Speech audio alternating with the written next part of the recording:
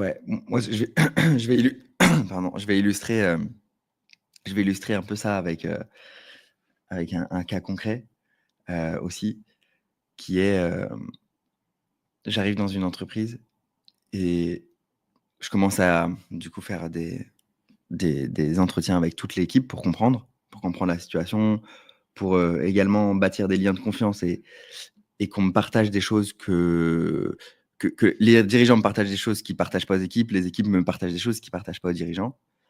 Et à ce moment-là, je comprends qu'il y a un problème entre les 2 associés, et qu'il y a un problème des équipes. Sauf qu'un des 2 associés ne veut pas forcément communiquer avec l'autre associé et fondamentalement, genre, on sait que si on les 2 associés se séparaient, l'entreprise irait mieux. Mmh. Et c'est quelque chose qui ne se fera pas, donc faut faire avec. Tu vois? Du coup, c'est pour ça qu'au bout d'un an, bah, J'en ai vu tu plein ça. toujours en train d'être, Je heu, je ça commence à changer, tu vois? Mais ça met je sais du pas comment temps. je sais pas comment tu fais. J'ai été, consultant, dans 2 boîtes comme ça, où j'arrive et où à la première semaine, je sais que, ça va finir en conflit entre associés.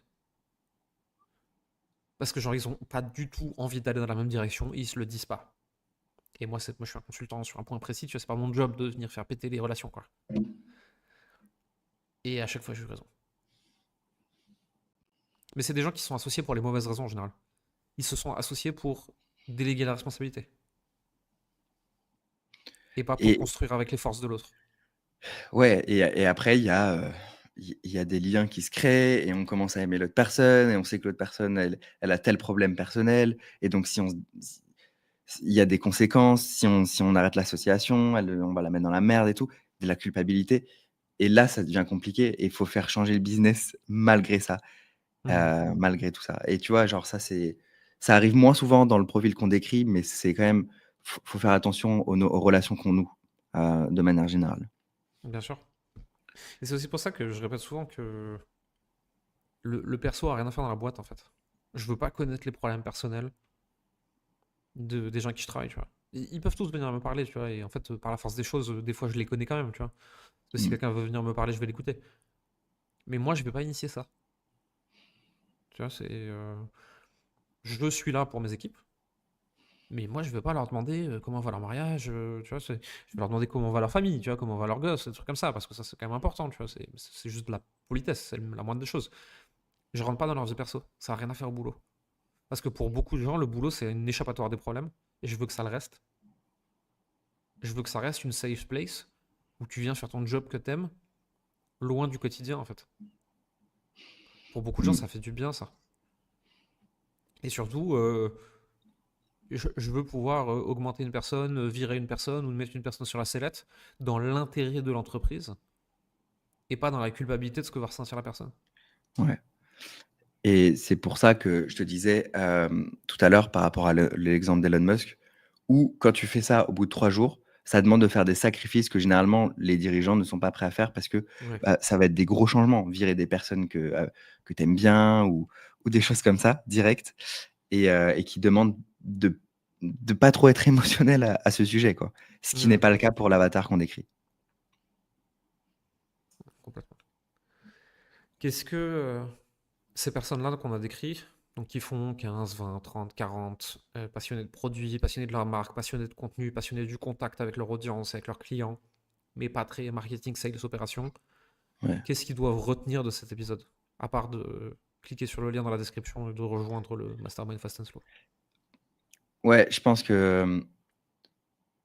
qu'ils doivent rejoindre un endroit où il y a des gens comme eux, premièrement, comme eux pour déjà peut-être que déjà ça fait du bien d'entendre ce qu'on décrit et de voir que, bah, il y a d'autres personnes comme ça et que c'est pas une tare et qu'il y a des solutions et et je pense que ça va faut qu'ils rejoignent un endroit où il y a comme ce qu'on fait, en fait. C'est pour ça qu'on a cette solution d'ailleurs. L'idée, c'est pas de vendre, mais je pense que c'est quand même bien d'en parler. C'est de créer quelque chose que tu fais une fois au niveau marketing, comme ce qu'on enseigne. Tu le fais une fois et derrière, tu sais le faire. Tu l'as fait une fois et tu peux ensuite déléguer, l'opérationnel par rapport au marketing, tu vois. Mais tu délègues pas la responsabilité, tu sais le faire, tu as quand même les chiffres, mais juste tu l'as fait. C'est bon, tu n'as plus besoin de le faire de ta vie. Tu vois. Et une fois que tu as ce genre de système, bah, tu peux avoir je dirais cet environnement ou ce cadre dans ton entreprise que tu as créé et qui te permet d'être créatif, d'exprimer ta créativité et de faire tout ce que tu veux. Hmm. Ouais, je suis d'accord avec ça. Mais moi, j'aimerais bien qu'ils repartent avec cette idée que regarder les zones inconfortables, c'est pas sale.